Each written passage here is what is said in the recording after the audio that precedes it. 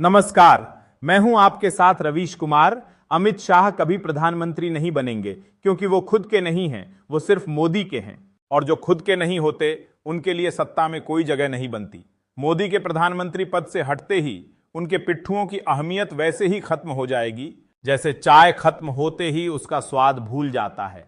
अमित शाह को भी उस वक्त छुट्टी लेकर जाना पड़ेगा और बाकी जो मोदी की छाया में बड़े हुए चेहरे हैं वो भी खुद को खोजते रह जाएंगे। अब आप सोचिए, क्या योगी आदित्यनाथ को भी तैयार किया जा रहा है? क्या देवेंद्र फडणवीस को कोई भूमिका मिल रही है?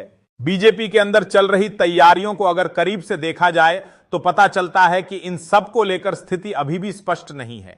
पार्टी में अंदरूनी खींचतान है। गुजरात लॉबी चाहती है कि कमान उसके ही हाथ में रहे, वहीं आरएसएस चाहता है कि बीजेपी की जड़ें और गहरी हों लेकिन चेहरे नए हों, ताजगी हो। और यही वजह है कि नितिन गडकरी या संजय जोशी जैसे नाम फिर से चर्चा में आने लगे हैं। अब आते हैं बीजेपी के दिग्गज नेता सुब्रमण्यम स्वामी पर, जिन्होंने हाल ही में एक इंटरव्यू में जो बातें कही, उसने मोदी, शाह, योगी और फडणवीस सबको लेकर बीजेपी और आरएसएस की अंदरूनी प्लानिंग की परतें खोल दी। स्वामी कोई साधारण नेता नहीं है। वो हार्वर्ड से पढ़े हुए अर्थशास्त्री हैं, पूर्व केंद्रीय मंत्री रहे हैं और राजनीतिक विश्लेषण में उनकी सटीकता के लिए जाने जाते हैं। उन्होंने साफ कहा कि मोदी अब सितंबर में 70-75 के हो जाएंगे और आरएसएस के उस नियम के तहत उन्हें किनारे हो जाना चाहिए। स्वामी ने साफ कहा कि आरएसएस का जो नियम है वो कहता है कि 70-75 की उम्र के बाद सक्रिय राजनीति से बाहर हो जाना चाहिए। और मोदी कभी खुद इसी नियम को लागू करवाते थे।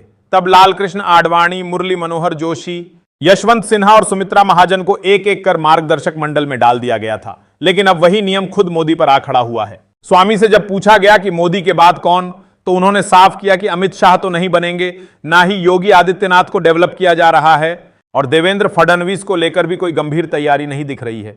उन्होंने एक ही नाम कहा, संजय जोशी, जो पहले संगठन में थे, गुजरात के हैं और जिनका कद मोदी के सामने भी बड़ा रहा है।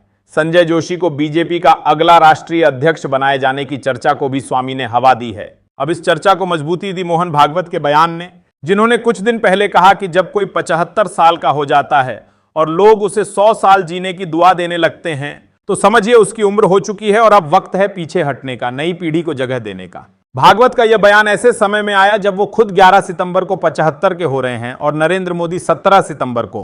कांग्रेस नेता ने तो यहां तक कह दिया कि 11 और 17 सितंबर भारत के लिए दो नई शुरुआतों के दिन होंगे, क्योंकि भागवत और मोदी दोनों अब किनारे होंगे। उन्होंने तंज कसते हुए कहा कि अगर मोदी राजनीति में ना होते तो शायद बॉलीवुड में होते, लेकिन अफसोस वो राजनीति में हैं। और पिछले 11 सालों में देश की हालत जिस मुकाम पर पहुंची है, अब उससे छुटकारा मिलने का समय आ रहा है।